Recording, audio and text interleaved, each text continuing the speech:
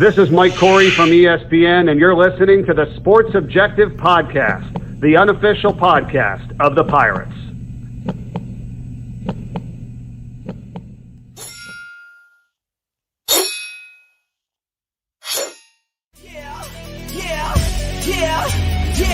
My heart is purple and gold. I'm a pirate down to my soul, and I don't back down, not at all. Find out when the cannons explode. From the sidelines down to the post, put it down like not even close. All out to the last whistle blow. From the flag with the soul and crossbones. Everybody stand up, get your hands. Welcome into the Sports Objective. A great show tonight. We have a friend that we've known for a while. I won't say old friend because he's not old. And I'm not talking about Bubba Rosenbaum. What's up, dude? Not a whole lot, Dave. Actually, I lied. Actually, there is a lot going on. Crazy night with the kids, and I'm at Reese's practice. Her first time ever playing basketball. She's done dance. She played 1 year of t-ball, but now she's giving basketball a try. So I've been running around, picking her up from dance, going to Academy Sports, and now it's her basketball practice. All right. So we call you Reese's dad. And ladies and gentlemen, a guy that we think a lot of who's now moved on to New Orleans and the play-by-play voice for the Tulane Green Wave, Corey Gloor. Welcome back to the show, man. I feel like it's been ages, gentlemen. Thank you for having me back. Happy New Year. Happy New Year to you. And by the way, we're going to go ahead and get this question out of the way for people watching right now saying, Dave, please ask him, do you know anybody that's going to get the next ECU baseball job? I'm going to go ahead and put it out there so we can get it away. You just want me to take care of it now? Yeah, let's just go ahead and get it right out of here. I know nothing about who is coming into the booth for 2022. I've not heard a whisper yet. So who knows? Maybe I'll hear something this week when I'm in town. Knock on wood, this game happens Wednesday. But as of right now, I got no earthly idea who's coming in the radio booth here for 2022 baseball. And very quickly, what he just referenced as far as the game on Wednesday, Pirates have not played since December 21st when they took down Southern Miss by 1 point. We're supposed to play on the 29th against Wichita State. Shockers came to Greenville, and then we found out probably, 4.5, 5 hours before tip-off that game was not going to happen. Then the Pirates, not surprisingly, were unable to travel down to South Florida on Saturday, on New Year's Day. So, according to Ryan Robinson, he was on Pirate Radio earlier today, and in that interview with Brian Bailey, he said that Wednesday night's game is a go as of right now. So hopefully it'll stay that way. Yeah, it's where we live in, right, Corey? I mean, it's like literally so fluid. Everything is changing. With the variant right now, the world I live in, with my day job, Omicron is like. By the way, that's like the biggest science fiction movie. It sounds like one of the big summer blockbusters, or maybe a really bad B-rated science fiction movie. Omicron. I can't stand the name of the variant. It drives me nuts to talk about it, but because of the name especially. But it's spreading rapidly, guys, fellas, folks. If you haven't got your vaccinations, please do so. Right now, 86% of the people that are in our hospital system right now, locally in the Greenville area and Eastern North Carolina, were not vaccinated. And it's spreading. I mean, I hate to use a cliche, it's spreading like wildfire. This variant is spreading faster than the original coronavirus back when we first talked about, Corey, March of 2020, when we were talking about the baseball season being canceled and all that kind of stuff. That was so sad. But anyway, please make sure that you get vaccinated because it's very, very important. And I won't get off on that tangent, but I want to keep as many people around, period. But Pirate fans, and obviously, I know Green Wave, all the fans there in New Orleans and Tulane graduates, we want to keep them healthy. Corey, with the situation we have right now, you guys come into Greenville, just like Bubba could tell you, last Wednesday night to game, they were 5 hours from the game. Wichita State comes in the Shockers 5 hours before the game. And, oh, by the way, we canceled the game, It's kind of crazy, but 2 years in a row, Corey, where the basketball team goes home, and not knocking Dooley because I'm a huge Dooley fan, but at some point you want to say, is there any way we could just keep the kids quote unquote inside the bubble, because 2 years in a row they've gone home. You know the disaster it was last year for basketball as far as the COVID piece of things, and then we're hoping as Empire Nation that it's not another year like what Dooley had last year. Well, we got shut down right before Christmas. Both of our basketball programs did, and this is in spite of the fact that everyone on both rosters was vaccinated, and the women's team got hit really hard. And so, I don't need to tell you, Dave, you're in the healthcare field, but this happened so quick that now, I think we're just trying to catch up to understanding this particular variant. And so, to say this was unavoidable probably is it might be a small stretch here, but you just look around communities around the nation, and then a smaller level around college basketball, and you see that this is everywhere again. And so, I don't know if there's much more that Joe Dooley and East Carolina could have done to prevent this from hitting their basketball programs. I know the women are shut down too there. And so, that's where we are, unfortunately. That's where we are again. And hopefully we can see this out the other side in shorter order rather than, how long it took the first time and the second time that we all went through this. Yeah, Corey, Ron Turner's ball club, you guys are 5-6, but 5 of those 6 losses are by 5 points or less. And to some pretty good competition, including the likes of Florida State. And then, man, the last 2 times out, there was a 1, maybe 2-point victory over Memphis at home, and then go up very hard to win at the Shoemaker Center, Fifth Third Arena as it is now at the Shoemaker Center, and win by 8 after leading by 23? 26 at one point late in the first half. And Coach Hunter was very curious as to how his group would look, because the game against Memphis last Wednesday, that was their first game back. It was 21 days off the floor. And, if things go all right Wednesday in Greenville, Pirates will be off the floor for, I think, 23 days if my math.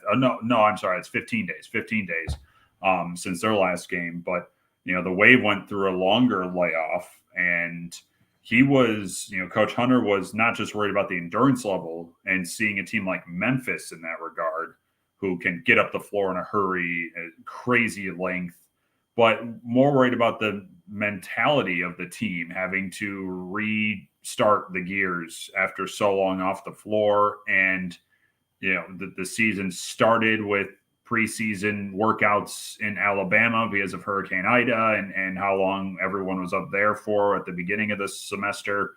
And so this year's been a lot. This semester was a lot to this basketball program, and it ended like this.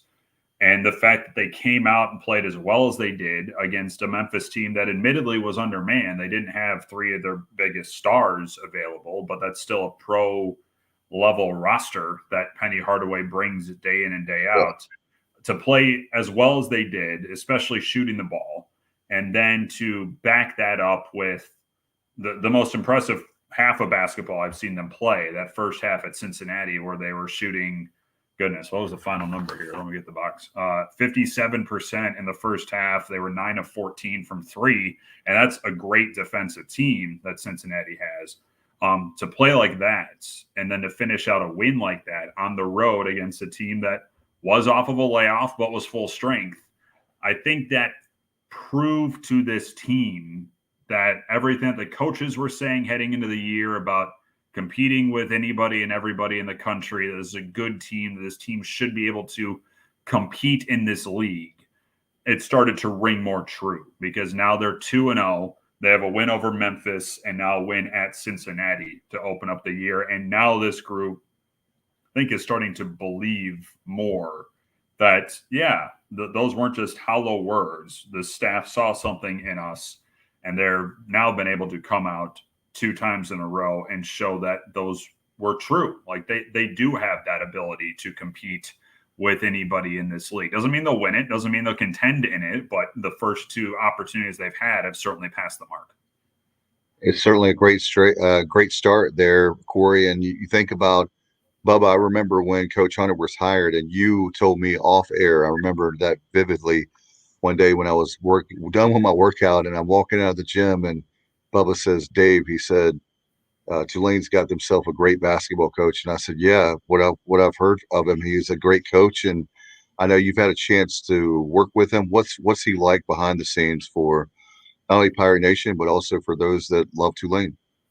He is exactly what you would think he would be when you see him on the sideline, when you see those interviews that have garnered plenty of attention in recent years when he was at Georgia State and they made their NCAA tournament appearances. And, the shot, his son beating Baylor and Ron Hunter falling off the stool there, like that's an iconic moment. And he's the same guy that the very jovial, the very extroverted, the very loose, personality that you see in interviews. That's him, like interacting with him. Like he and I get along great. It is a joy to be around him. And the team feeds off of that. Frankly, I asked him today, I record an interview with him for the podcast that I do here at Tulane that's coming out on Wednesday. And I asked him, how you keep things so loose, even when things are tense, and how that became his mentality as a coach. And he said, I love that when I was a player. And I realized when I was going to coach, that's the type of guy I wanted to be. I wanted to be the guy where the players wanted to be around even outside of practice and outside of games. And so that's what he has created. That's what he's been for 28 years coaching this sport.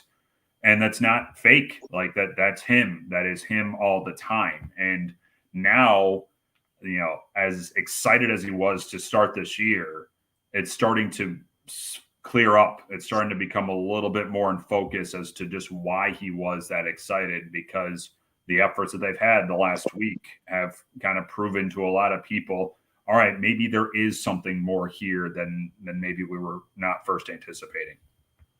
Corey, as you look at this team, one of the things that immediately jumps off the page is the play of it's kind of the Jalen and Jalen show, if you will, and with Cook and Forbes.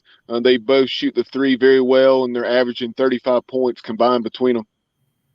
Jalen Forbes, who's, fans at ECU might remember from last year, he had a pretty good game in Greenville when these two met a season ago, and in preseason all-conference second-teamer. He kind of he's available in whatever spot of the floor you put him in. He can take whatever shot you give him. He's being asked to, frankly, do a little bit less this year because of Jalen Cook coming over, who transfers from LSU, and a freshman guard who, can not just shoot the three well. I think that's been the biggest surprise is how well he shot from distance. But he drives to the basket with no fear. He can create his own shot, but his ability to penetrate allows him to distribute. And that's opened things up on the perimeter for this team to try and find some more outside scoring. Forbes has been a big part of that. Ceon James has come around here in the last couple of games, especially with his jump shot. And so, and Kevin Cross, who's kind of the big man who orchestrates this offense, he's kind of a point forward for this team. He's good for about, 15 points, 7 or 8 boards, and then you'll see him creep into the 5, 6, 7 assists category from time to time. And so there's a lot of different, motions that this team can throw at you. Who can handle the ball, who can run the offense, because there are about 3 or 4 guys right now that Ron Hunter trusts ball in hand to actually run the offense. Jalen Cook has been electric. The shots that he takes, step back threes, just in faces of guys, which he did Saturday against Cincinnati. And environments don't phase him either. He's not worried about adverse crowds or anything like that. He's been a star, and he's Conference Player of the Week this week because of it. So they're finding offense, which is something they were seeking heading into the year. And the two Jalens, as you alluded to, Bubba, have been huge reasons why, but it's created the depth up and down now here that you're able to get some other shots from elsewhere because those two guys have been so good. Corey, the very fact there's just some players that they feed off of that, I guess, the roaring crowd, whether it be home, but sometimes I've seen players that actually do better on the road when they're, I don't know if it's adrenaline or or they feed off of a crowd booing them or, giving them a hard time and to shut up the crowd, they score 30, Yeah, Jalen Cook had a good game at Florida State early on in the year. And I think I could tell he was really amped to play Memphis. And it's something I'm going to talk to him tomorrow about, he took a picture with Penny Hardaway after the game. And so I think there was something extra for that game for him. And he would trade shot for shot with the Tigers in that game, finished with 25. And then Saturday at Cincinnati, he wound up hitting 4 shots in a row, 3 from 3, and then a drive to the bucket. One of those was a 4-point play. One of those threes got wiped out on a moving screen, but he drained it. And so, there was just this understanding from his part that Cincinnati wasn't going to stop him. He didn't care who they threw at him. He was going to pull up or he's going to drive, and he was going to finish. What he is learning now, this is his second year, but he didn't play much at LSU last year, is he's learning when to take over. And that's the big next step for him is when does Jalen Cook become the main point of focus here? And when does he distribute elsewhere? There are times where he takes over where he shouldn't. There are times where he gets a little bit more passive when he should be more aggressive. He's still learning. He's still a young guy when it comes to that. But the last couple of times out, he's starting to, I think, get a better feel of, I should get rid of the ball here. Nope, this is my time now. And so that's what you want in a guy who's quickly becoming the leader of this team, is an understanding of how an offense should run. In addition to the play of those guys, you have Kevin Cross averaging in double figures, 6'8", 240 pounds is what he's listed. And one of the things that stood out to me, in addition to his scoring, I think right at 14 points a game, and then also doing a nice job on the glass, is he's averaging, 3.5 or 4 assists a game. Yeah, he's our leading assist guy. And so that you'll see him a lot kind of at the top of the key at the free throw line. And that's, tries to stretch the defense out. Cincinnati has size everywhere, and Memphis has length everywhere. The way Kevin Cross was able to succeed in those games was that they brought him out to the perimeter and really took away the paint defensively from those two teams. Cincinnati has shot blockers everywhere in that team. Cross posterized one of them. He was able to roll with ease and get by some of those guys when he had the ball at the top. And so right now, the offense, for the most part, runs a little bit through Kevin Cross. He's the guy that will start setting screens and have the ball at the free throw line, and he'll find cutters or he'll find guys in the corner. So, Tulane doesn't have the size to match up with a Memphis or a Cincinnati in the normal sense, not the post-up sense, but they can stretch the floor on you. And that's how Kevin Cross has been so successful this year. It'll be interesting to see, with ECU and Luigi DeBow, how he manages that matchup, because he'll lose the size matchup there, but he might have the agility matchup. He might have the speed matchup on the Pirate big man, assuming he's available. I know Joe Dooley doesn't quite know who he has yet for Wednesday, but that's going to be a key matchup if DeBow is one of the guys that's available to play, is how Cross is able to manage dealing with a guy like that. Corey, one question I had, which I hate that we have to talk off the court stuff, meaning with COVID-19, what's and maybe Bubba can help me too. If my memory serves me right, isn't it a conference rule or policy that you have to have at least 7 players to be able to play the game? If my memory serves me right, 7 scholarship players to play. Yeah. Okay. And that'll be interesting to see, Bubba, with the very fact of, do we I haven't even heard who has COVID or how many we have. They've been pretty tight-lipped from my memory on that as far as the Pirates are concerned. Yeah, Joe Dooley had his weekly radio show earlier tonight. He did not have it at Logan's Roadhouse due to everything going on. He and Jeff Charles broadcast it from courtside there in Mcgee's. And that was really cool, by the way. I like that. So how much were you able to hear, Dave? I didn't. I was at basketball practice with my kids, so I saw. The bits and pieces. I'll have to go back and listen to it later tonight or tomorrow. So unfortunately, I didn't get to really pay attention like I wanted to. Yeah, I got the alert on my phone, but I only heard about 5 minutes. So I'm gonna go back if I can later and try to listen to some of it to see if anything like that was mentioned. I seriously doubt it was, but and maybe at least he'll provide some numbers, although unlikely names.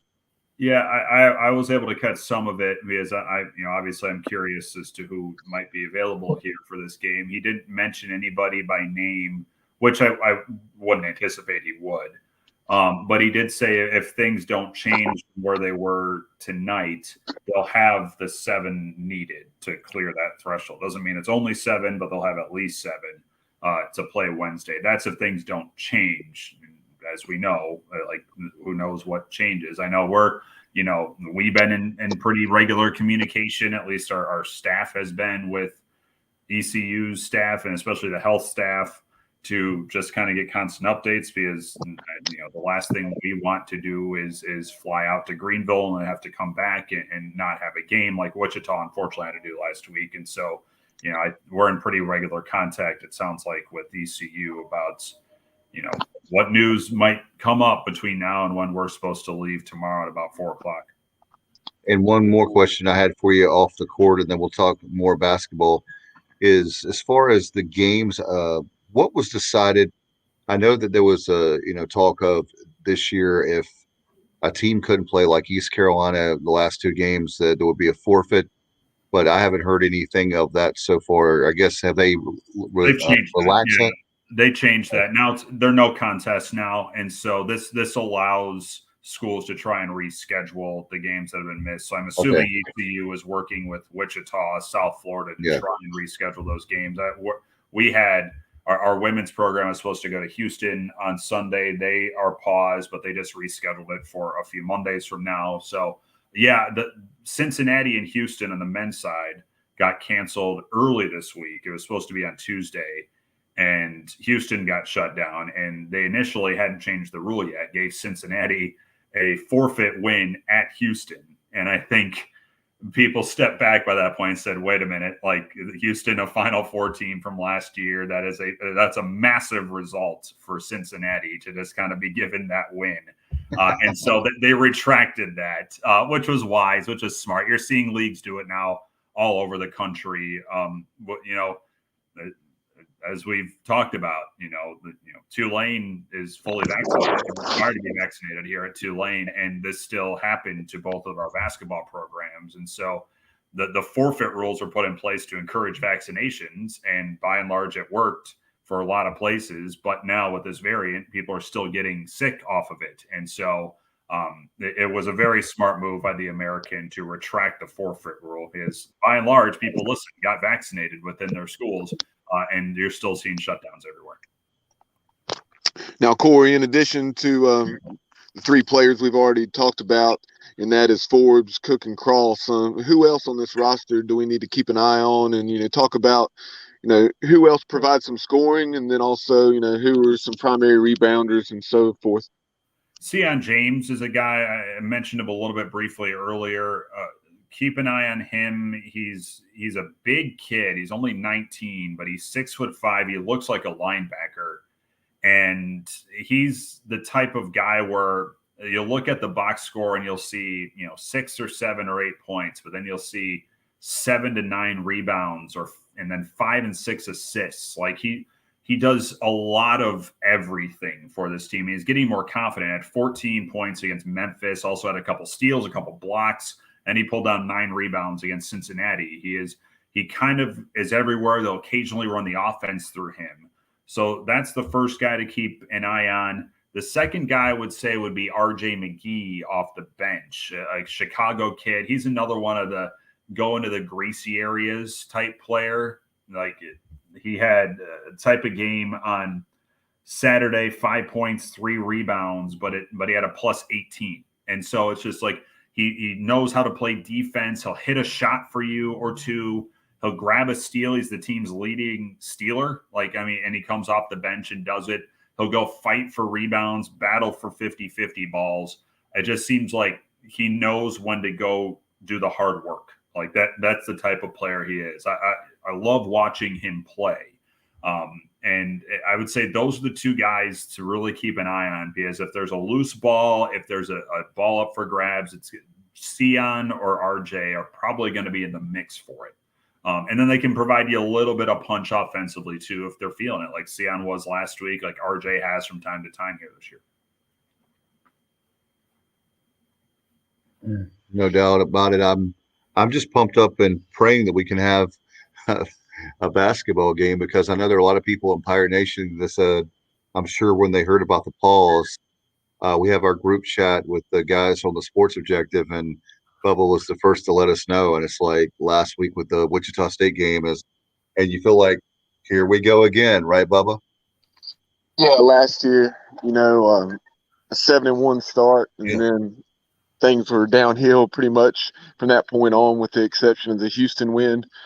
When the Cougars came in the top 5, and then things fell apart after that with 2 lengthy COVID pauses.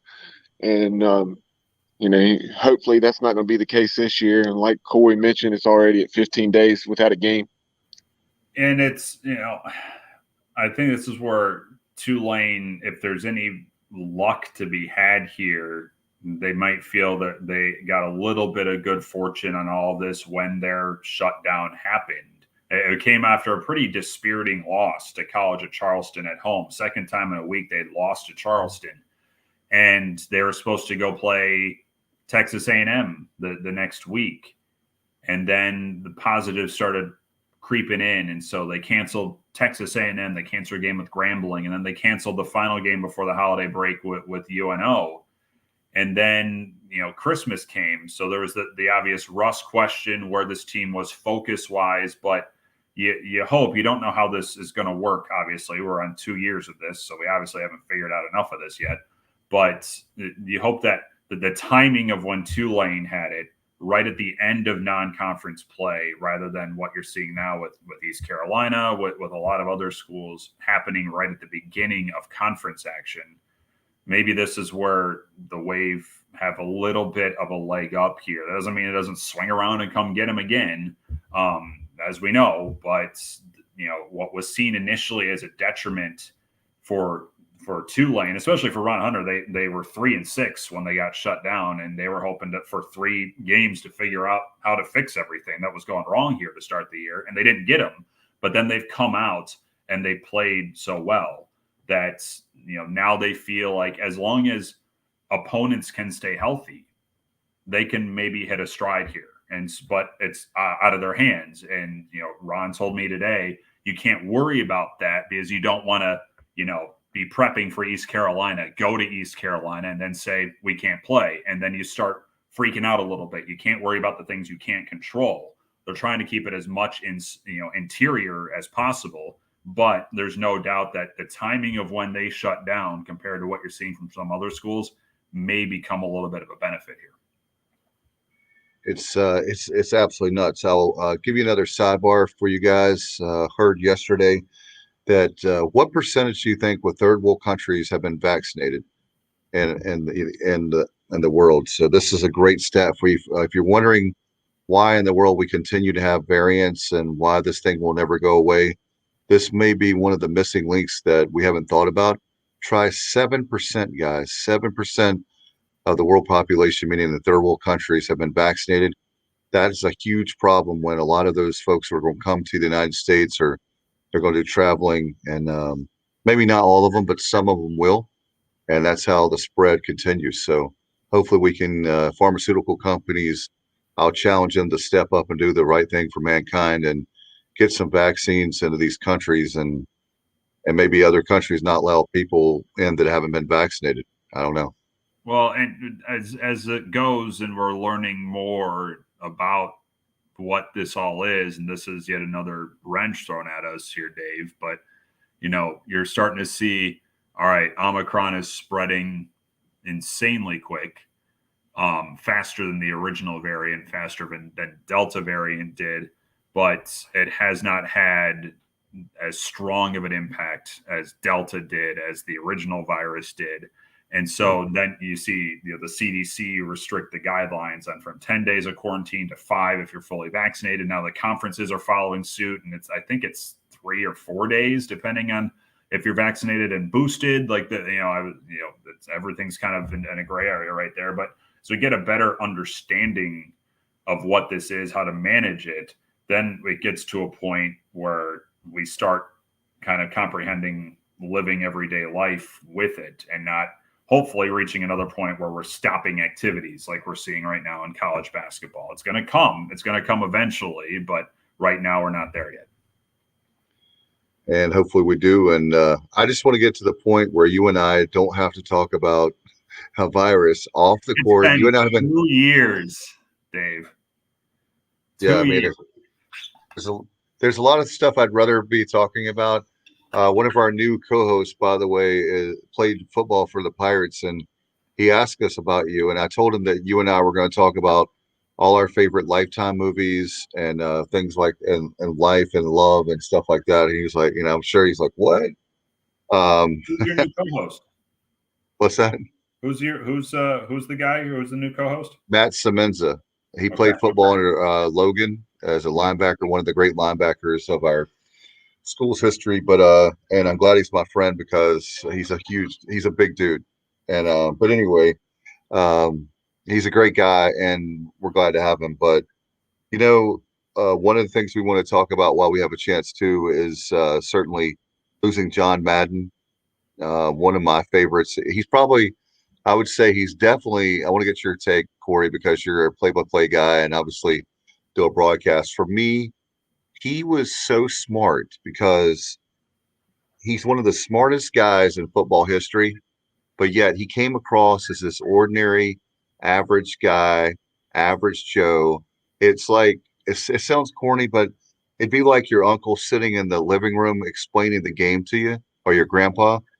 That's the way that I've always felt about John Madden. So, and I'm one of these kids that remembers Madden like back in the 80s, like when he first developed a game, electronic EA games, like way, way back in the early days.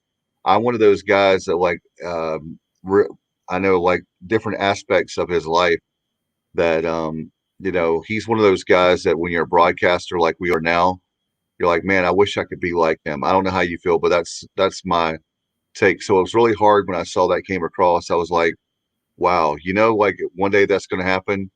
You just didn't expect it to be that day. Well, especially, the Fox, I think, had a John Madden special that ran on Christmas Day. And then this news comes out almost right after that. And it was oh my goodness, sort of event. I don't think when I was young, I fully appreciated his work in the booth. He and Pat Summerall are it's a champagne broadcast booth. It doesn't get much better than that for football. Right. And you're right. The way he was able to, he didn't talk down to anybody because I don't think he knew how. He just knew the game, but most importantly, he loved it and he loved talking about it. He didn't necessarily want to throw a ton of dissection of plays at you, but he wanted you to know why this happened, but he wanted you to know about it while having fun doing it. And then, for me and a lot of people in my business, when you pop in Madden or you pop in a sports video game and you mute it and then you call it, that's how a lot of us started.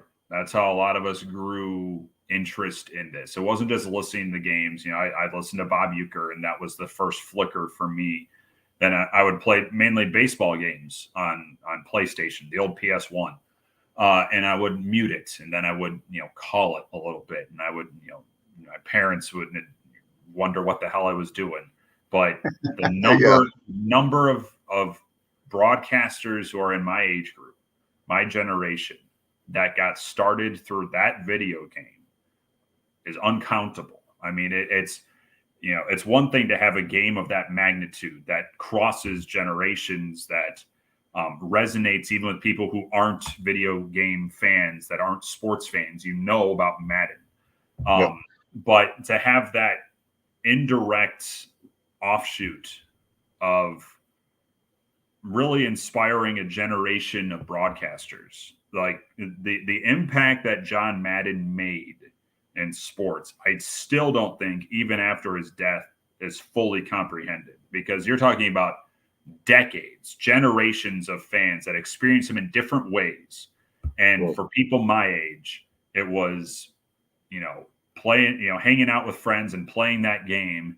And for certain people of my age group, hitting mute on that game and starting a career passion. I mean, it's astounding what he did with his name and his joy for that sport. No doubt. And I know, Bubba, it's one of those things where when I was a little kid and,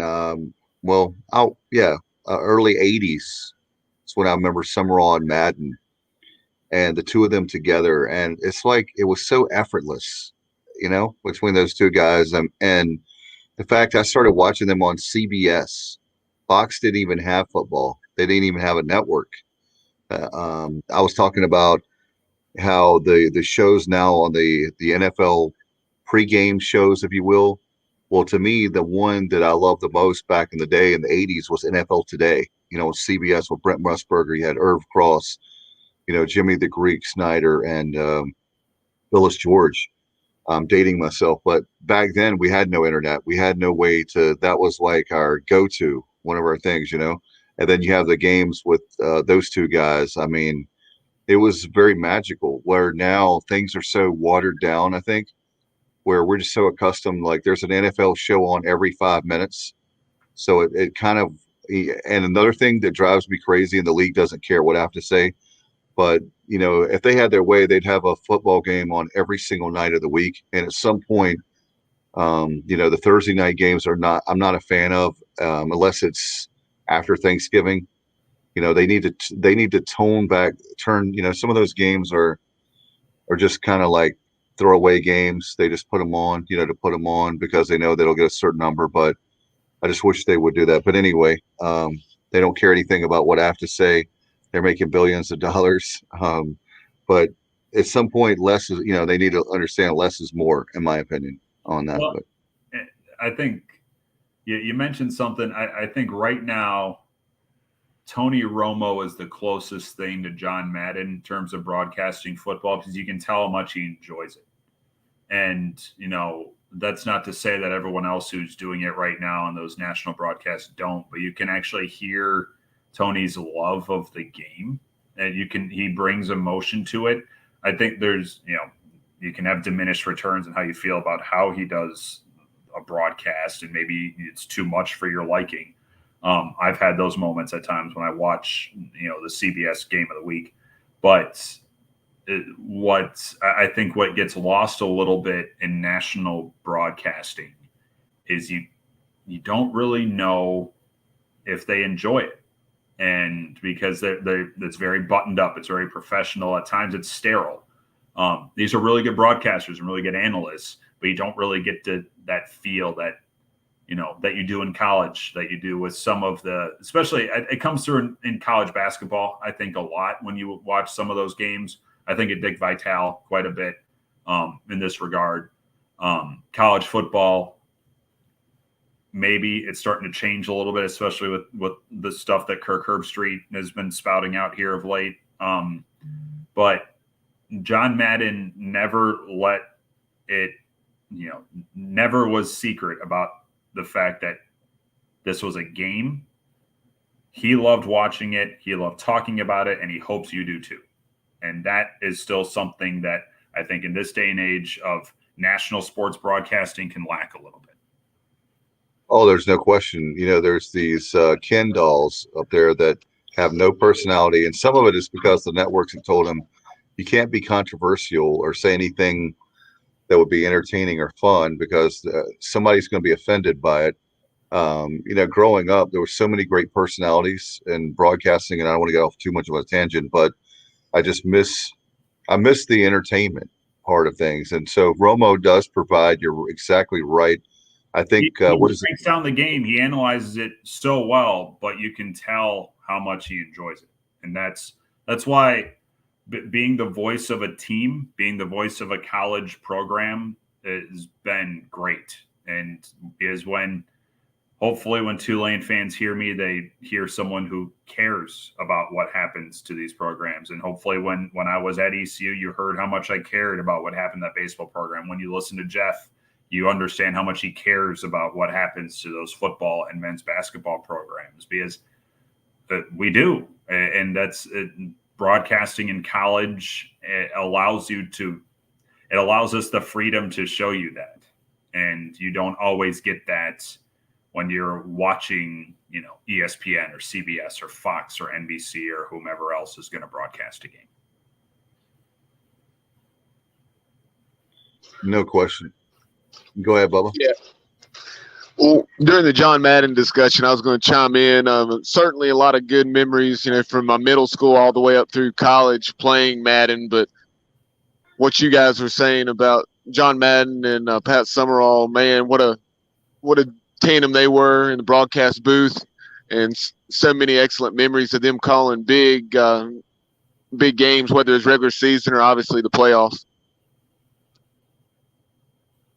It doesn't get much better than those two. And Madden with Al Michaels is pretty good too after that. But those two, you could just tell how much they loved being with each other and loved talking about football. When push comes to shove, the job that I do, I'm talking about a sport. Like that's base level what I do. You can hopefully tell whether or not I enjoy it when I do it. You could tell those two enjoyed it. Yeah, here within the last few days, Al Michaels was on the Pat McAfee show, and it was a pretty good 20-minute interview. He had a lot of excellent stuff to say about John Madden. No question about it. I mean, the guy just and I saw an interview, and I hadn't thought about it in a while, but when he would say boom, he could say one word. Tough acting connected. Yeah, one word would get you all pumped up and excited, and he has that hit right there. Watch, boom, and so that's where I think and Frank Caliendo's impersonation of him. But the very fact that we're, the legacy, he's the guy that set the gold standard. I mean, how many of you how many people would imagine that you could be a guy who he broadcasts on all 4 networks for football? Never been done before. The video game, like we talked about. I mean, who would have ever thought that game is probably, I would have to look, but pretty much every year it's right up there at the top of the list for sales. I mean, we're talking a game that's been around for 30 years, 30 some years, I guess, something like that. So no doubt about it. In fact, what I was going to say is that guys like Madden, even though I have family members that were sitting in the living room with me on Sunday afternoons watching the games, the love for the game, when you watch him, you couldn't help but watch a 3-hour broadcast or longer, and you're watching the game and you learn so much from him. And there's other announcers, but he's one that's when a sports announcer. And I tell you, for baseball would have to be Vin Scully for me. Between, if you had the sport and the guy that you were so influenced by, I would say Vin Scully. And I would have to go argue, you were talking about Dick Vitale. I think basketball, I knew a lot about basketball even before Vitale, but his emotion and passion for the game, and glad to see that he's better and back on ESPN. Him and Bill Raftery, those are the guys in college basketball where you can just know, you might get annoyed with some of how they come across. You maybe Vitale more than Raftery, but especially recently, I think people are wrapping their heads around just how important Dick Vitale is to this sport. And when you listen to him, you can tell how much he is a part of it and how much that sport's a part of him. And the same with Raftery. The kiss off the glass. And Alan Vick chimes in, and we certainly had not forgotten about his influence. Tremendous coach he was, even though we spent the majority of our time talking about his days as a broadcaster and influencing video games for the last 30-plus years. But like Alan said, he was one of the best NFL coaches of all time in terms of winning percentage. All those years with the Raiders, well over 70% of his games that he won. And prior to that, he had spent, I think, 3 years as the defensive coordinator at San Diego State and a head junior college coach after I think he spent 1 year in the NFL where he suffered an injury and then got into coaching. Yeah, and people don't realize too, Corey, that John Madden was so young when he walked away from the game. He could have coached for many, many years. And that's what's so crazy is that you would think that with the legacy that he leaves behind when you hear the video game and all, that he was like this coach that coached for a million years. And he really didn't coach as long as he could have. He walked way ahead of, I would say, argue, way early in his career, early part of his prime. He still had many years, I think, where he could have been he was an amazing coach. I'm not saying he wasn't. I'm just saying it wasn't like that he was getting really old and it was time for him to go. It was time for him for his swan song. Yeah, I'm not sure he would have made the same impact had he stuck around coaching, though, as long as he did. Like, he coached before I was around. And so I know him almost exclusively from his broadcast work, his video game stuff, and all the commercials that he did. But there are very few in sports that have had as a magnitude of an impact as he did across so many facets of the sport that he was in. Like, it's hard to wrap your head around just how much he did for generations of football fans, and it's going to stick around for a long time because that game's not going around anywhere. So, yeah, let's bring in Matt Semenza now. We're talking about John Madden. There, Matt, and Matt. You know, one of the things, guys, I loved about Madden was the very fact that he had this really cool motorhome because he had a fear of flying, so he would go around the country in a motorhome. I just said, that guy's got the life. He's living in a motorhome, traveling around the country. He's got a driver driving him, and his job is to talk about football on TV. Are you kidding me? Like, who wouldn't sign up for that gig? No doubt about it. And hey, Corey, nice to meet you. I've heard a lot of your work over the years, so it's a pleasure to meet you. Had a chance to tune in earlier and heard your guys' comments about Madden and Summerall. I just want to kind of reiterate, my thoughts on that too. And those guys made a lasting impression. There was nothing better on Sunday afternoons than listening to Madden and Summerall. Madden was the first guy to bring the big personality with the turkey legs. He had the telestrator. He's drawing up plays. He's got the big personality. And, I think he just made an impression on everybody. So, I enjoyed hearing your guys' comments on that. And he will definitely be missed. That's for sure. Just a little nugget about it coming from a broadcaster here. He was the first one who said, let's watch the all 22 with an analyst, and break down, before a broadcast, what we should be looking for. He's the first one who set up interviews with coaches and players before a game. Things that are common now for people in my line of work. That was John Madden bringing that to broadcast. And he said, let me show this to you as a coach. Let me go talk to some of these guys, person to person, and get some insight here. And that was so novel at the time that is secondhand nature now in what this world is.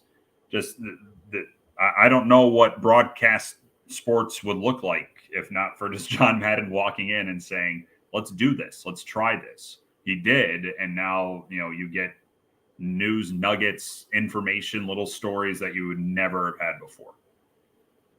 He was one of those guys that, I mean, is there anybody out there, maybe you guys would know, but maybe not, but who in the world doesn't like John Madden? He's one of those guys that he's the kind of guy that, you hear the cliche all the time, a guy I would like to have a beer with. You always hear that term. Yep. Madden's the kind of guy you could hang out with Madden and maybe you're at a sports bar watching a football game with him, and you'd have the time of your life. He wouldn't have 50 or 100 people like where he was so far removed. He's the kind of guy that would be sitting at the table like pounding on the table. Like that was not a holding call. I've been a coach for all these years. I've been broadcasting games for all these years. Guys, I'm telling you, that was not holding. And he would get so upset. I could see him yelling at the TV as we're watching the game with him. That's what was cool about him. He wasn't like the pretty boy like Ken doll we have now, like I was saying earlier, Matt. Yeah. He was relatable, he's the type of guy that everybody could relate to. And he definitely had that ability, to just, basically reach across the audience and establish that rapport with different people. But, one comment on the video game, listen, I'm 45 years old, which I hate to admit, and I still play the damn Madden game. I play it with my son now, so, I mean, I remember when I was 25 thinking to myself, I can't play this game forever. There's no way, I'll outgrow this. I have to outgrow this at some point, right, Dave? We're about the same age. Yeah. I still play it with my son and I still love it. So talk about a legacy that'll go on for another, hopefully 30 years. Yeah, that's what's cool. Great point, Matt, is the very fact that the love of the game for my son that he has is because he hears me talking about football, and about the game. And now that he loves video games, so he loves NBA 2K, he loves, like the different baseball games, all the sports games, obviously, but when he's loving football now because he's seeing like the plays, how the plays are drawn up on the screen, and I'm having to explain, I'm explaining that to him. And so he's getting a knowledge of the game that I don't think that this generation that he would get like we did when you have a John Madden, like on television, John Madden. He's getting it from plays and what kind of defense I'm playing and what kind of offense he's learning about. I'm teaching about, about turnovers or different, things of the game. So really cool. I tell you, that was like I was saying earlier, that was one of those things where that John Madden at some point is going to pass away. You just didn't know. Just like Saturday, I didn't think Betty White would pass away, but the Golden Girl, which I love very much, but it happens, but somebody that you look up to, admire, and respect. When those of us who are in broadcasting who wanted a career in broadcasting, I'm not the on-air guy, like as far as play-by-play, but exactly what we're doing tonight. I noticed how much fun John Madden was having, like he had so much fun and he got paid to do it. I mean, who's not jealous and envious of that? That's right. I mean, and Summerall, they were like Laurel and Hardy. They were just a perfect complement. Summerall never wanted the spotlight, but he was kind of like the setup guy. He was the point guard, right. And he always put Madden in position to basically, be the closer, if you will. So it's just a perfect combination that comes along once in a generation. I'm very excited about certainly. By the way, Corey, while we have you on, we have the national championship game rematch from the SEC championship. Are you going to Alabama? Do you think finally Georgia gets over the hump and we don't have to have Alabama? There's another. We might as well put the trophy on the truck to Tuscaloosa, or do you think it's going to Athens? What's your gut feeling? I'm going to put you on the spot. Do you want my polite answer or the truth? Whatever you want. I don't care. Both, yeah. The polite answer is I'll take Georgia. The truth is I don't care. I've seen it. I've seen it before. I'm not interested. I saw it this year and I saw it a few years ago, and it was a good game a few years ago. But no, I was frankly only terribly interested in this game if Michigan or Cincinnati was going to be involved in it, and neither one is. And so I will Agreed. Probably pay cursory attention on Monday night, but not much more than that. Yeah, the thing is that for me, Matt can tell you, I'm one of the only ones, like, not that I'm an Alabama fan. You guys know I'm not an Alabama fan, but we've seen this. How many times have we seen this movie? We've seen this movie over and over and over again. And I'm not really an Alabama hater. I really don't care either way, to be honest. But the thing is like, is it really good for the game that you can predict what's going to happen? I mean, I was telling Matt, it's not that I wanted, I would rather have Georgia win the game, but I just told you guys, I was like, Nick Saban, he's been there many, many times, guys, and they're going to win the game whether I want it to happen or not. And sure enough, and it's like, here we go again, like Alabama, you And then you look at a guy like Bill O'Brien. Saban is the best at having a school for coaches that, maybe they have a tarnished image, or maybe, like a Lane Kiffin or a Bill O'Brien goes down there, to Tuscaloosa. Next thing you know, and he builds them back up and releases them out in the wild. It's amazing. It's like coach. I don't know if the term is correct or nice to say, but would coaching rehab be fair? I mean, I don't know what you call it, but it's just the weirdest thing. He's got this shuffling of coaches that keep coming.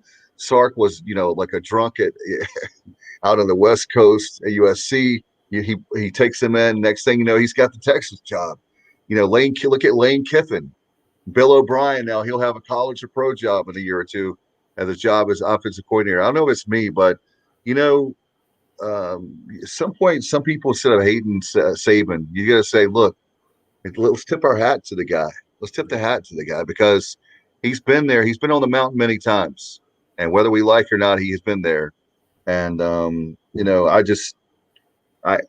to watch the game, but it's going to be reluctantly watching the game. I'm not going to be excited about watching the game. It's because I'm a college football fan and I want to see who wins, but I kind of feel like it's going to be, I hope that I'm wrong. That'll be the greatest feeling in the world if I'm wrong and Georgia wins it. I was like 8 years old the last time they won a national championship, and I'm a lot older. All the championships that Alabama's won in over the last decade or so. Yeah, you almost get the sense that Alabama hustled us all season, because they really weren't that impressive all year. I mean, by Alabama standards. For anybody else, you're saying this is an incredible team.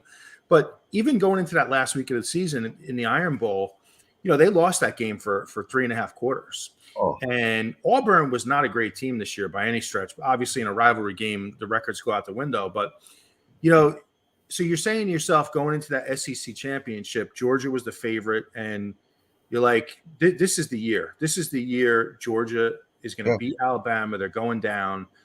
And then Saban, it's like he hustled us. He comes out of nowhere and just demolishes Georgia. And I vowed, actually, Corey, to give you a laugh, I vowed on this show the next day, I said, I will never bet against Saban ever again, because he made me look so bad with my prediction.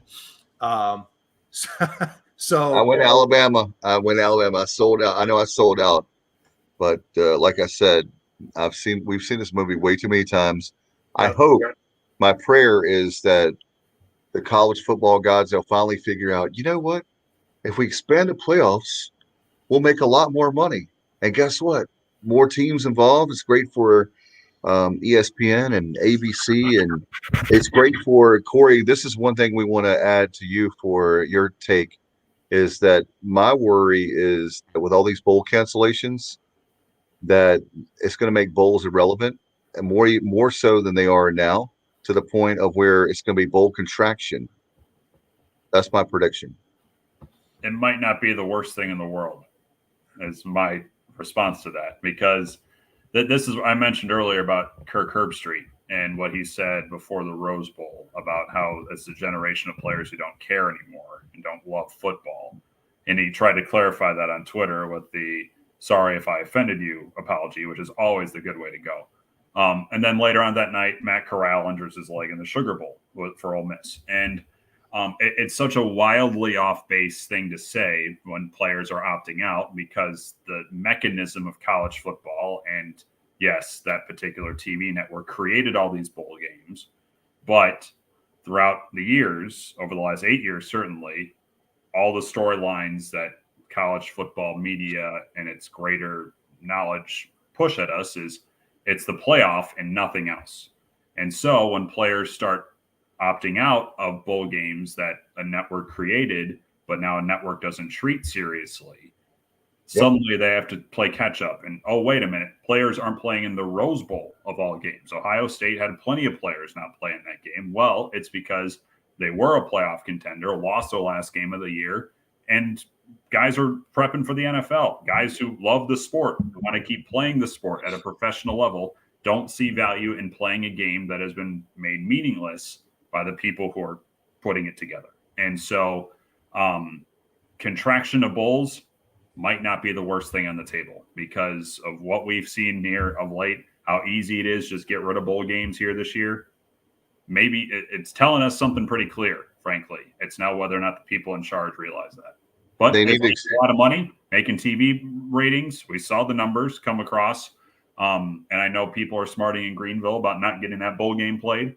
But like the answer is actually pretty obvious, except for the fact that there's a lot of money in the way.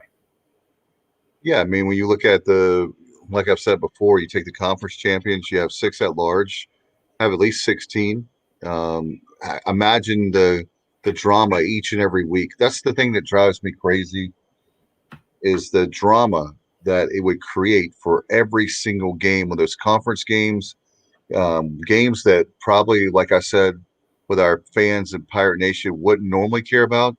And they see that special team, a generational team that we have, like the Peach Bowl 30 years ago, or the Liberty Bowl teams, or there's different ones that if we were in a conference. But you look at, hey, we have a chance. If we beat this team, we're in the driver's seat to win the American. And guys, we have a shot at the national championship. There's more eyeballs. There's more sales as far as advertising is concerned.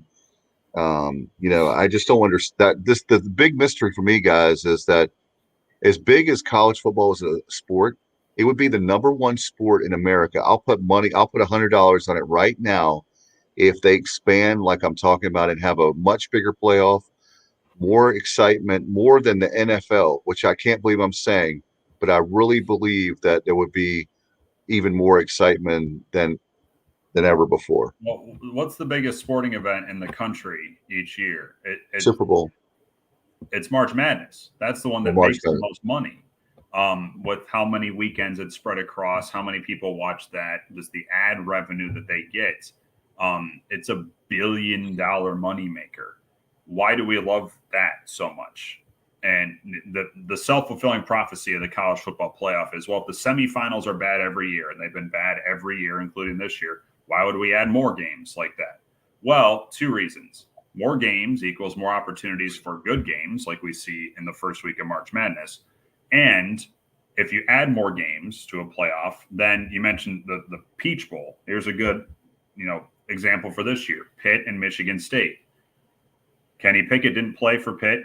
Kenneth Walker didn't play for Michigan State. They're first-round NFL picks. If that game is a playoff game, they're going to play. Like it's not hard. Like it's really not hard.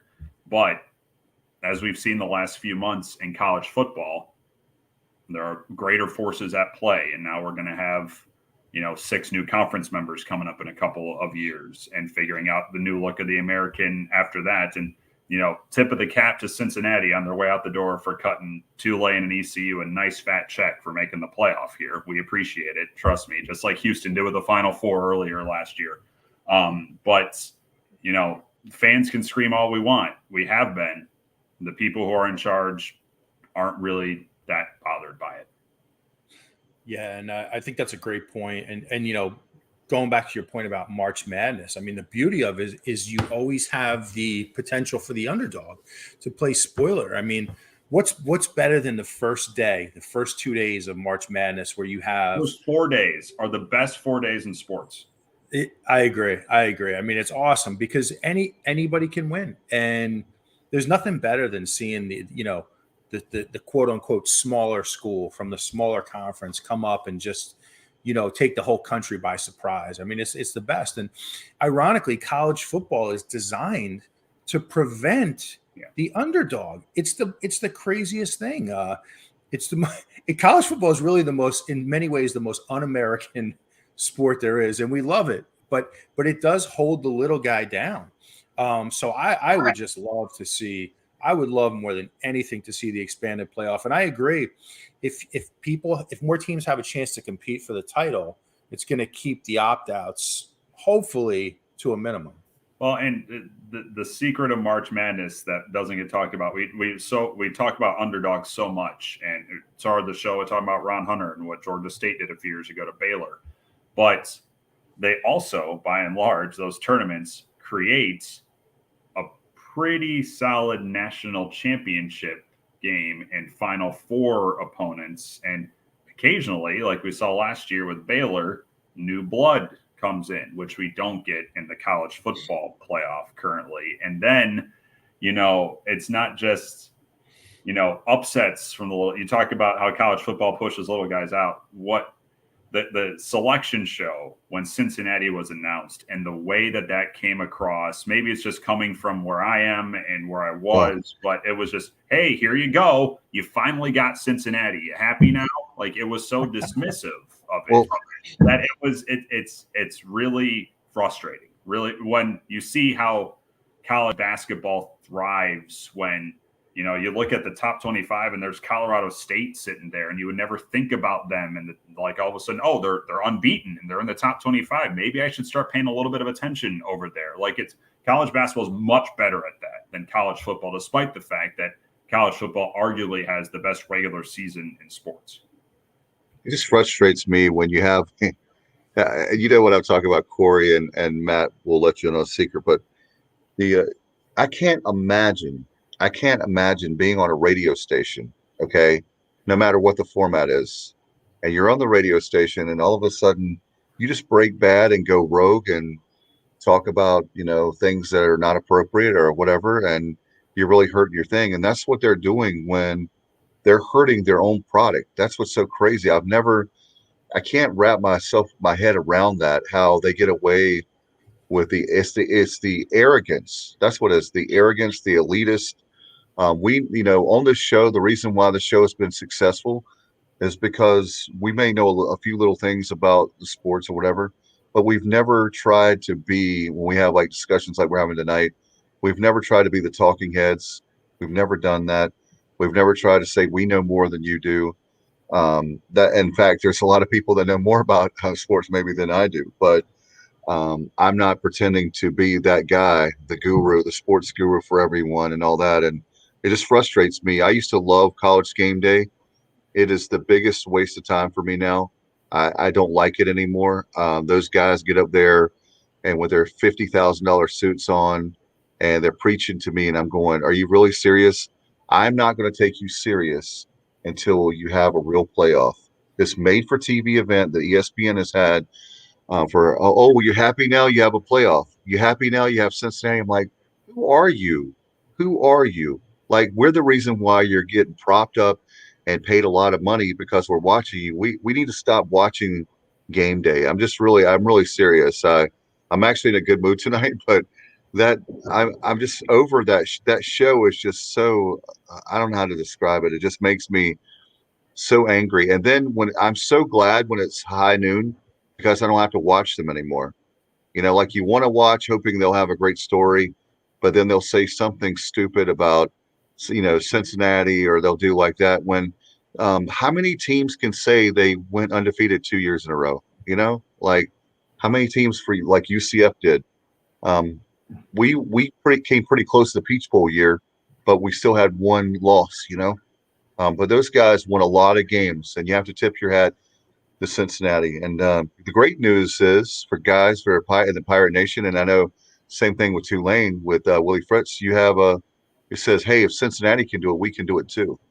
Yeah. UCF when Cincinnati finally got the call, you saw, a couple of pieces come out from, I think Chris Vanini at The Athletic had, this is for all the teams that came before it, like UCF, like Boise State, like TCU. And what he dropped in there was Tulane in 1998 went undefeated and really was kind of pushed away. And that was almost, and it wasn't necessarily the first one, but it was kind of the first one that people really vividly remember, especially here in this area, about just how good that team was, but was never really given a crack. Now we'll see if more can happen here. I'd be, I'm hopeful, but I'd be surprised, especially since Cincinnati's leaving now. But it was a big deal for, I know everyone here was rooting hard for Cincinnati. It was no question we wanted Cincinnati to move forward. We saw them in person. We played pretty well against them. And then when they didn't win, and I was in Cincinnati last weekend, you could tell that they were, happy that they were there, but bummed. And then we took them to the woodshed on the hardwood, which was a pleasant result for me and made their weekend a little worse. But It was a big deal for the group of five. As much as the American doesn't like that term, it's where we are. And now hopefully, that ceiling has been shattered a little bit, and hopefully now at least the perspective and the perception of what is happening outside of the big conferences begins to open up a little bit more. Yeah, and I'll tell you, I found myself like getting in debates with people after that game because, I did have a few people that friends of mine who aren't necessarily college football guys, make comments like, "Oh, Cincinnati, they got blown out, and see what happens," that type of thing. And my response was, "Have you seen Notre Dame in the last 5 years? Have you seen Michigan right after that?" Yeah. Right. I mean, Michigan was way worse than Cincinnati. Michigan didn't even belong on the same field. I mean, they were atrocious in that game, which really, not to get off topic, that surprised. I thought Michigan's offensive line, being so big and powerful, would at least be able to hold up. But Cincinnati, when you really look at it, they probably played Alabama better than Georgia did in that SEC championship. Yeah. So I still give them credit. I just think they came up against a team that's just an absolute machine filled with 5-star recruits, and the backups are 4- and 5-star recruits, and they have the best college coach of all time. I mean, it's just a machine. So you got to give credit to Alabama, but unbelievable job by Cincinnati to get there. And I hate that they're going to the Big 12. But it's what we're looking at. And listen, I've had my issues at Kirk Herbstreit in the past when Northern Illinois made the Orange Bowl in 2012, and on that show he said this is an insult to college football. He's been in my crosshairs for a while. Because plucky old Northern Illinois dared to go to the Orange Bowl that year and ruin college football. So I mean, it's the way that the little guy's always been pushed aside in this sport is exhausting. And now Cincinnati still got that same treatment, despite the fact they proved everybody wrong. And yeah, they aren't playing anymore, but they were there. They should have been there. They should have been there last year, and they finally got there. But when push comes to shove, college football is as stubborn as they come, and it's going to take more minds like this talking about it rather than the minds we see every Saturday. It's refreshing, right, guys? I mean, the fact that here's another thing. We love gambling, and the very fact of can you imagine, you talk about March Madness, but this is something I've never really thought about until just this moment. Can you imagine the work office pools that you would have if you had a real playoff? $20 sheets here with Matt Semenza. Go give your sheet to Semenza. He's taking $20 right now. But can you imagine the games?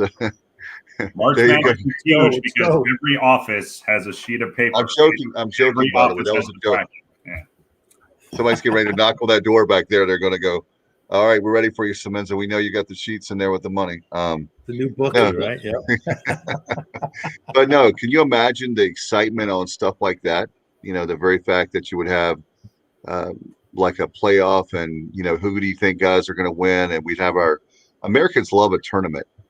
I mean, am I wrong? I mean, we love tournaments. It could be beach volleyball, anything. We love tournaments. And so I hope before I die, I hope that I can, maybe when I'm retired, I can finally be not working anymore and can enjoy the playoffs, so to speak. And there's 16 teams. I mean, Kyle even talked about the other night, hey, while you're at it, Dave, let's go to 32 teams. Hey, it's fine with me. Like, look, these guys are talking about every time that you have some innovative idea, you always hear the term student athlete. They don't care anything about a student athlete, trust me, until the chips are down and they have to push back with, oh, we've got to look out for the best interests of the student athlete.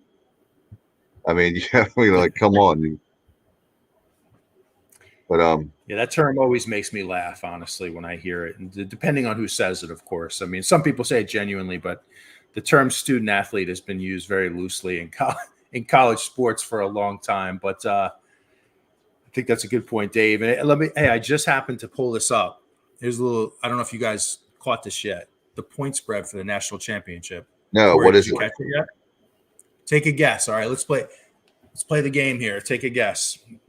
All right. Well, you noticed that we were talking about your gambling and the sheets and everybody turn in with the $20 and you bring the point spread up. But I just want to point that out. Let's see, Alabama, Georgia.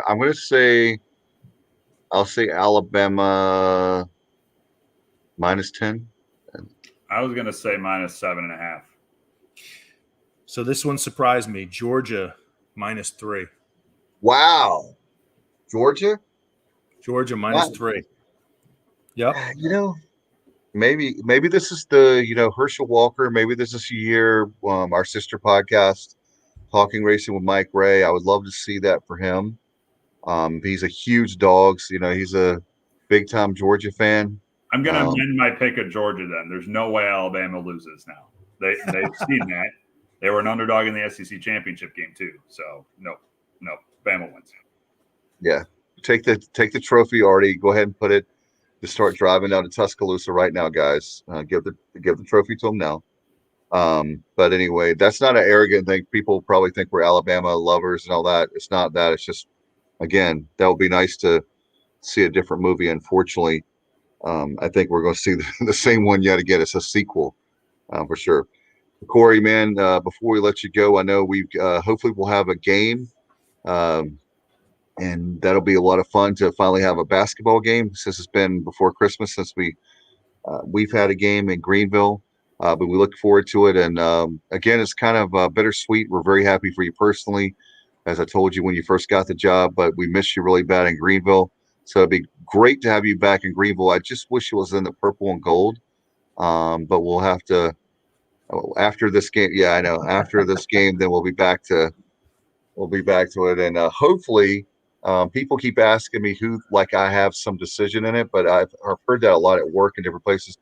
Who's going to be the next ECU play-by-play voice? I'm like, I have no idea. So that's why I put it out the show early. And if you're just joining us, we don't know. Corey doesn't know. It's really a top secret right now. I've been asking people, and now I've asked Corey, who may have some insight, but he doesn't. So they're keeping maybe they haven't put the job out there yet. For people to no. I'll say this. I have not seen the opening come across the resources I have, outside of just my connections to ECU. I have, that doesn't mean it's not open. Doesn't mean they will open it. Maybe they have someone in mind. I don't know. It's my watch has ended at East Carolina. That booth belongs to, the booth always belonged to Coach L, but that booth belongs to someone else now. And I don't know who that will be. Whoever that is, I wish them all the luck in the world. I look forward to seeing them and meeting them if I don't know them already. But I hope whoever gets it loves that calling games for that program as much as I did, because that program certainly treated me well. They sent me a ring, which was a huge shock to me. Here. Yeah, I got this before Christmas from Cliff Godwin, which was wow, a surprise. Well, if you don't want it, you can send it my way. Or this thing's Matt, a beast. This thing's an absolute beast of a ring. Wow. So, and I've notified the people at Tulane that this has happened already. Travis Jewett knows. No, I mean, I've said it many times here on this show and other places, and I'll say it again. Those 6 years were exceptional for me. And I hope whoever gets that chair here in 2022 has as much fun, if not more, than I did. One of my favorite people. I doubt he'll take the job seriously, but I know he was on ESPN Plus. But I'm a huge fan of Patrick Keenis. I doubt he'll take the job. I know he has the Bulls. I don't know how that would work out. That would probably be really difficult. But he's a really good guy. Definitely a broadcasting friend I've known for a number of years now. Does a great job. He's another one like a Corey Gloor that you can listen to, and he's got the mind of you guys. You're another one, Corey. You guys have so much knowledge, and everybody acts like baseball is such an easy sport, Dave. It's laid back. I'm like, that's the problem. There's a lot of downtime and you think that it's easy, let me tell you something. Get behind the mic and see how. And another thing is my vision, your vision for the different types of pitches, that when that ball is coming at, over 90 miles an hour, sometimes it can be, or even sometimes the off-speed pitches, it can be really difficult. So anyway, I know just guess, but say it confidently. That's broadcasting, bud. Don't tell us all your secrets. We believed you, brother. I know. If believed it you. sounded Yes, like I and we knew what I was believed you. talking about, then I did my job. Fake it till you make it. How can people listen to your? Man, I bought it. Yeah, no doubt. In fact, let me put this up here from Mark Calloway. I know he has to get up early in the morning. One of our viewers. He says, "You did a great job, Corey. Thank you." So wanted to put that up there. Anyway, how can people listen to your broadcast? I know that we've kept you a long time tonight, and we enjoy talking to you about life, sports, and the like. So, and we'll have you back on again soon. Yeah, feel free to. The Varsity Network app is now kind of the main one-stop shop for kind of Learfield broadcasts. So if you feel like tuning into me Wednesday night calling basketball against East Carolina, which might be weird for some of you, but by all means, come along for the ride. That's probably the easiest way to listen to basketball, and that'll be where baseball will be as well. And that last weekend of April is very much in my sights. ECU's coming here. And yes, I would be lying if I said I wasn't looking forward to that one quite a bit, especially with the recent preseason poll as well. So I'd love to have your ears throughout the seasons here. If you'd rather listen to Jeff, I fully understand. And frankly, I would make that same decision too. Varsity Network is where you can find me. It's a free app to download, so go do it. So if Semenza and Rosenbaum and Kyle from LaGrange Barber and I do a road trip and we come down there, are you going to take us out to dinner to one of the best restaurants in town? The good thing about New Orleans is every restaurant is good. So I can take you to a hole in the wall and you'll have some of the best food in your life. But yeah, come on down. I know in my 6 years, I noticed a pretty good traveling fan base there at East Carolina. So I wager that might be on a lot of people's list to do anyway, coming down to New Orleans at the end of April. So would love to see some purple and gold in Turchin Stadium at the end of April for what should be a pretty dang good series there. And I hopefully see a lot of purple and gold on Wednesday night as well. That'll be great. Corey, buddy, thank you so much. Appreciate it. Happy New Year to you. And don't be a stranger. You're always welcome. You've been there with us every step of the way, almost 4 years of this podcast. So thank you so much, man. Happy New Year, gentlemen. Dave, Bubba, good to see you again. Matt, great to meet you. Best of luck dealing with these yahoos for however long you decide to hang around. I'm going to need it, man. I'm going to need it, especially Bubba. Yeah. All right. Have a good night, man. Corey. See you guys. Appreciate you, buddy. Take care, bye. Corey. Good luck, man. Great stuff there from him. I tell you what, he is such a gem. It's great. Yeah. I always say when you make a friend in broadcast and you've done something, he's one of those guys that is the real deal. So Corey Gloor, we toast you. Appreciate all your time here in Greenville with Pirate Nation and certainly with the baseball team. I can't wait, guys. A month away from baseball season. And I think, Bubba, wasn't the recruiting class something like top 10 recruiting class? Was it number 8? I don't think it was that high, but as always, top 25, top 30 class. And I mean, I'm sorry, preseason. I beg your pardon. I'm not thinking about, I'm getting tired. You're thinking about collegiate baseball rankings. Has the Pirates preseason number 8, which was very surprising. And, Cliff Godwin's always like any good coach is, I mean, very much like Nick Saban, that's rat poison. It's awesome because it's obviously what you want to happen because that means your program is where you want it to be, or at least, it's in a position to have the success that you want to have, but it means absolutely nothing other than just that. And it's great for recruiting and exposure, but that's about it.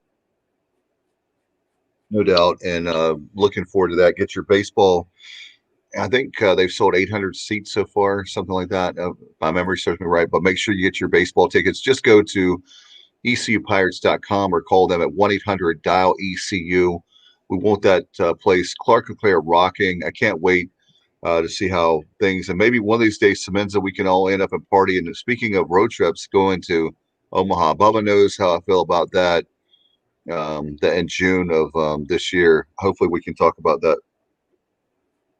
Yeah, it's definitely a bucket list thing.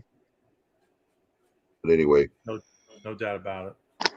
Let's talk some. I know we have some Pirate notes you want to talk about, Bubba, and then we'll get out of here. I appreciate all our great fans listening and watching tonight, or whenever you're listening or watching. Thank you so much in the archives. Yeah, I missed the last 20 minutes or so. Did you guys talk about the Dylan Gabriel news? No, we did not. Okay, so Dylan Gabriel, the former UCF quarterback, it looked like he was headed to UCLA to play for Chip Kelly, or whoever ends up coaching the Bruins next season. But Caleb Williams at Oklahoma entered the portal today, and word has it that he has some very lucrative deals headed his way from some from the NIL perspective, and that lured him into the portal from various schools, and so that meant Dylan Gabriel made the decision to split from UCLA to Oklahoma. So interesting development there. As far as Pirates in the portal in the recent days, and you've seen Nolan Johnson, who did start, or you started 3 games, played in all 12, had 12 tackles as a cornerback this year. And then you also had David Laney, who's a defensive back. He did not see any action according to the participation report. And he was out of Virginia, pretty highly regarded coming out of high school, but did not see any action. He also entered the portal. And then I'll tell you what, guys, between Slade Roy transferring to LSU, you have Brad Davis, former East Carolina offensive line coach, who's their interim head coach, into tomorrow night's Texas Bowl against K-State, a game in which the Bayou Bengals will be very short-handed. But as far as I know, that game is still on. So kudos to them for still playing the game, at least as of right now. And then you also have a former East Carolina walk-on quarterback and a guy who spent time on Skip Holt's staff at USF, as well as most recently as offensive coordinator at La Tech. Joe Sloan is now the quarterback's coach for Brian Kelly there at LSU. So a lot of Pirate connections, and Pirates wearing purple and gold there in Baton Rouge. Absolutely. I'd say.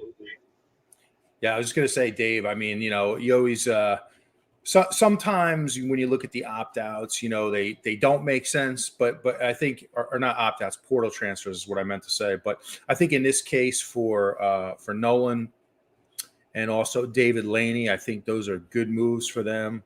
You wish those guys the best of the luck. Sometimes it just doesn't work out at a particular school, and it's in your best interest to move on. I think in this case, it's definitely a good move for those young men, and also East Carolina. So you wish them the best of luck. Yeah, like you're saying, you have such good defensive back play for the Pirates. And like I mentioned, Nolan Johnson did play in all 12 games, and obviously some of that was special teams. But then, he started 3 games. But you have Jaquan McMillan, and then Malik Fleming back, and so many quality defensive backs. I'm sure he wanted to go somewhere where it have better odds of being a regular starter instead of a part-time starter. Yeah, no doubt. I mean, it's one of those things where it's really hard for us in Pirate Nation to understand, because we love being a Pirate, but sometimes, like you said, they just don't fit the scheme, or my heart breaks we were talking about the day after Christmas for Freshwater.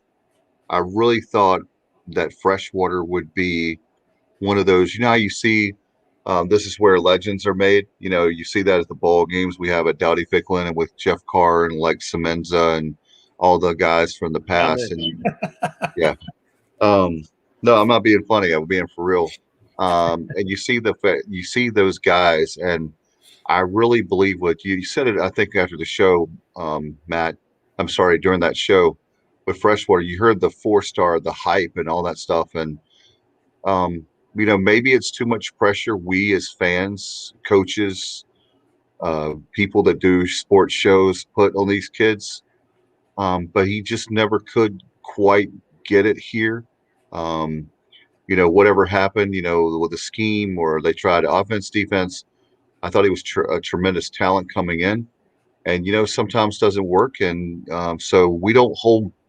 I think our fan base sometimes holds grudges on players when sometimes the scenario is just not right for them. They're not the right fit. Whatever happens, I don't begrudge a kid if they leave. I would rather if they're not happy or whatever. Why would you want them on your team if they're not happy?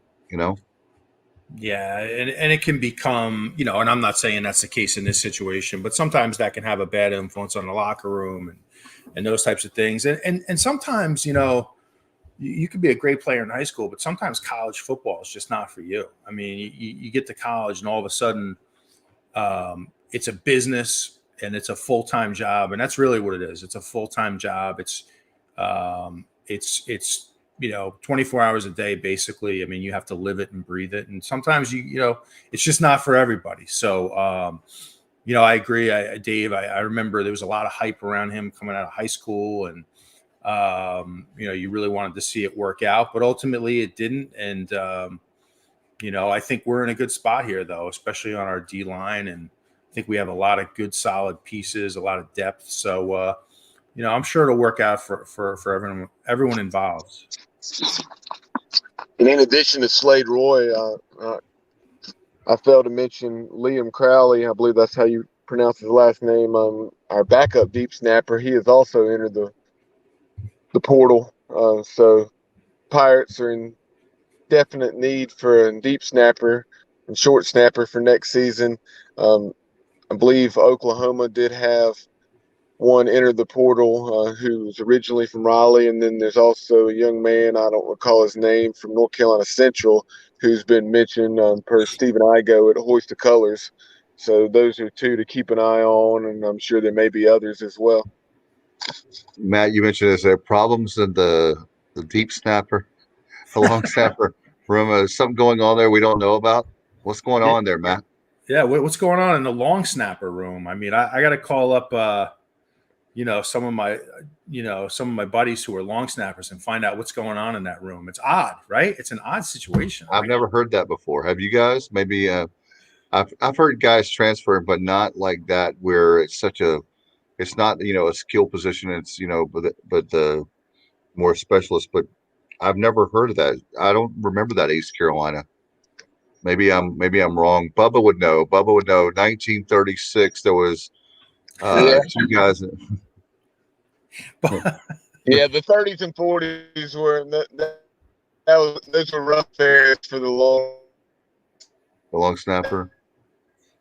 Yeah, we just couldn't keep just right offhand, I don't recall anything like this. I'm sure it may have happened, but I think what it boils down to, I think it's Coach Rubio here in the greater Charlotte area. Kickers, snappers, and a lot of specialists attend his camps, and he's very well connected throughout the nation. I think it probably boils down to he had a connection with maybe Brian Kelly or at least somebody on Brian Kelly's staff, and this opportunity presented itself. And once he entered the portal, he was only in there 2 or 3 days, and then all of a sudden, boom, he was the LSU Tiger.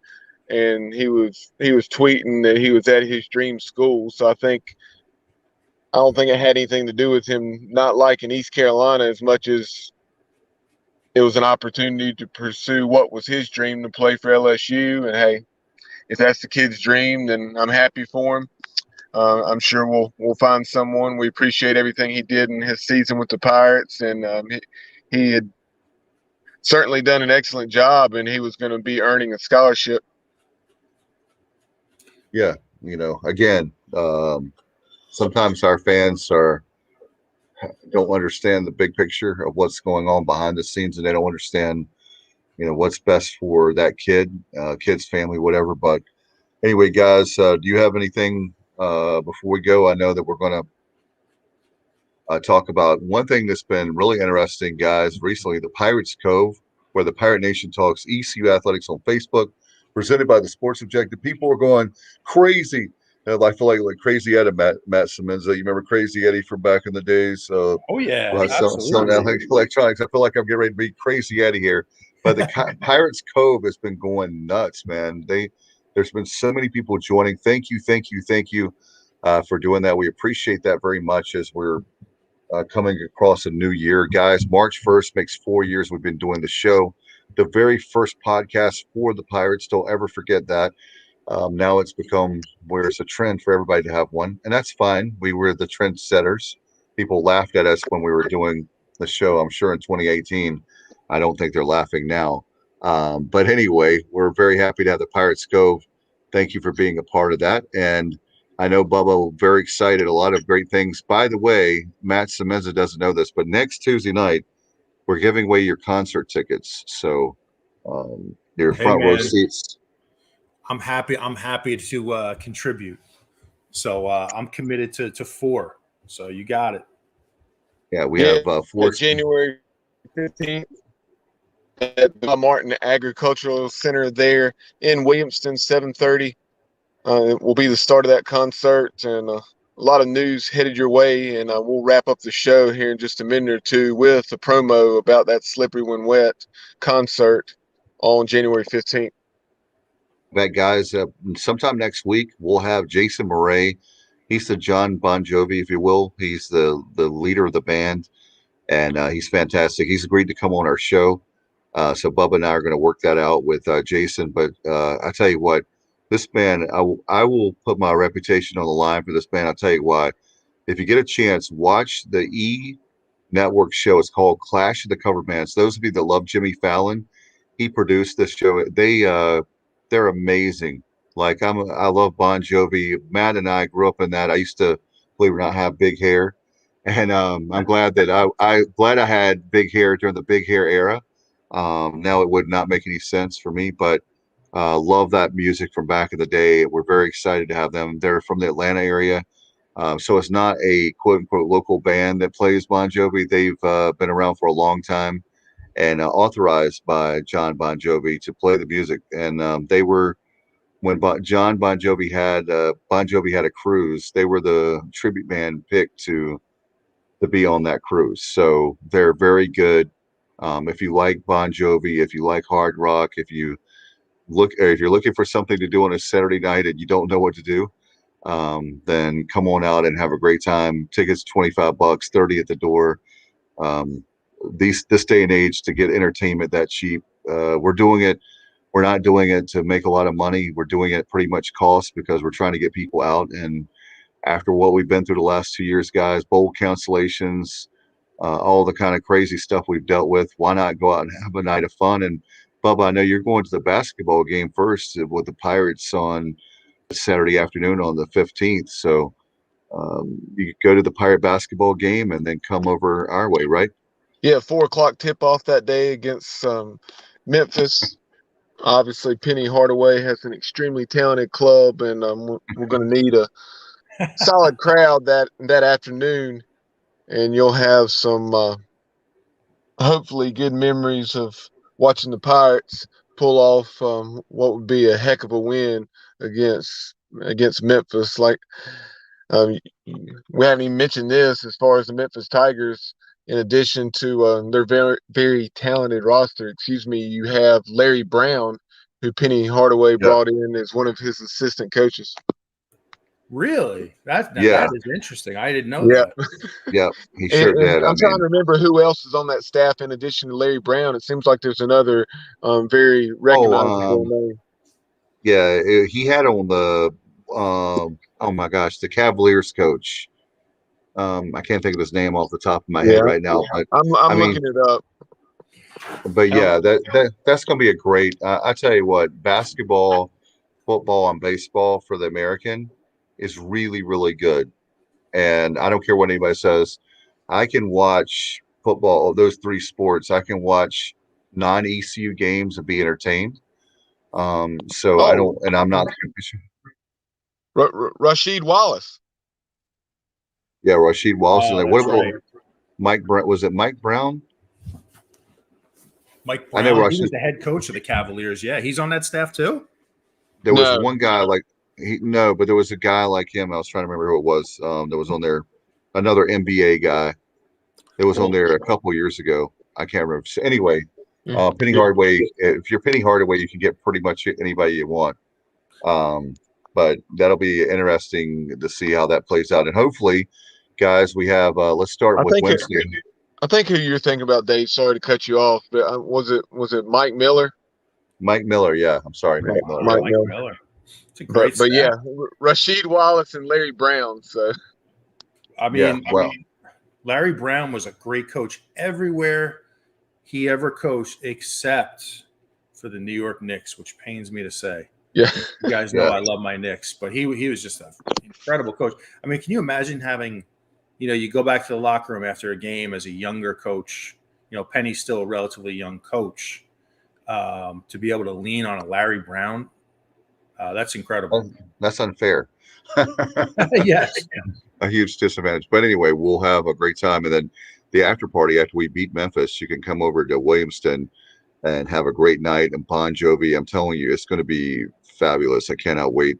And by the way, we'll have tickets for you to win right here on the show. So if you are interested in that, then make sure you pay attention over the next couple, not even 2 weeks. And you can win Semenza seats. There are 4, get this, not 1, not 2, but 4 front row seats to the show. And see, Semenza had the front row seats, but he said, nah, you're in a giving mood, right? You're not the Grinch. You're in a giving mood, right? You're like, hey, I'm going to give my tickets up for some lucky winner. Tis the season, Dave. Tis the season. So I'm happy to give 4 tickets away. Absolutely. All right, Bubba, I know that we have a big show coming up on, believe it, Thursday night, right?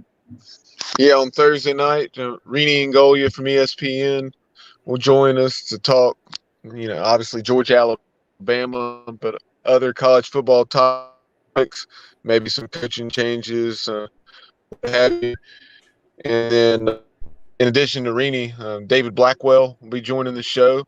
And then also, I don't know if this will be Thursday or sometime in the very near future, and we'll catch up with the voice of the Pirates, Jeff Charles, and we'll talk to the voice. Obviously, we'll talk present day East Carolina athletics, but I'm sure we'll take a trip down memory lane and get some of his favorite memories in the booth from down through the years. And in addition to favorite calls, maybe some of the most challenging venues.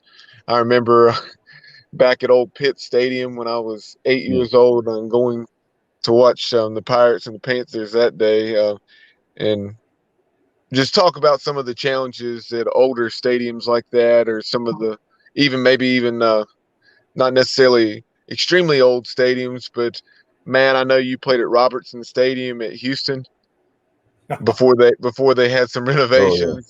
That was interesting. I know Jeff Charles had some funny tales about his days broadcasting games at Robertson Stadium at Houston. Yeah, that was like a high school stadium, so I'd love to hear Jeff's thoughts on that one. No doubt, that's going to be great. Wow, what Bubba, you outdo yourself all the time with a guest. I appreciate that very much. I think we created a monster with him 4 years ago, but I'm proud of you for all your hard work. It's not that's a compliment. He does a fabulous job behind the scenes, and we appreciate you very much for all the hard work. And you keep Semenza straight. So anybody that can do that, I tip my hat to you. Yeah, I don't outdo myself. I just maximize my potential. I'm just picking. I appreciate it. And as we wrap this show up, right now you will hear from Slippery When Wet, and you'll hear from Jason himself talking about coming back to North Carolina, and that being in Williamston on January 15th, when they will be going to the Bob Martin Ag Center. Are you ready out there? Coming to the Bob Martin Ag Center in Williamston, January 15th at 7:30.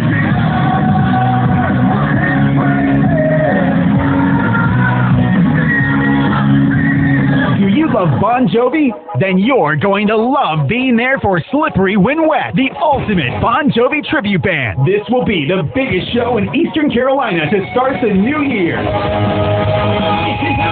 Tickets are $25 in advance or $30 at the door. Get your tickets now for Slippery When Wet, the ultimate Bon Jovi tribute band in Williamston, January 15th at InnovativeTicketing.com. And enter Slippery When Wet in the search bar. This band was featured this season on the E! Network's Clash of the Cover Bands. Slippery When Wet, the ultimate Bon Jovi tribute band. Live at the Bob Martin Egg Center, January 15th in Williamston. Get your tickets now at InnovativeTicketing.com. Search Slippery When Wet. Hey, this is Jason from Slippery When Wet. I wanted to let you know that January 15th, we're going to be at the Bob Martin Agricultural Center in Williamston, North Carolina.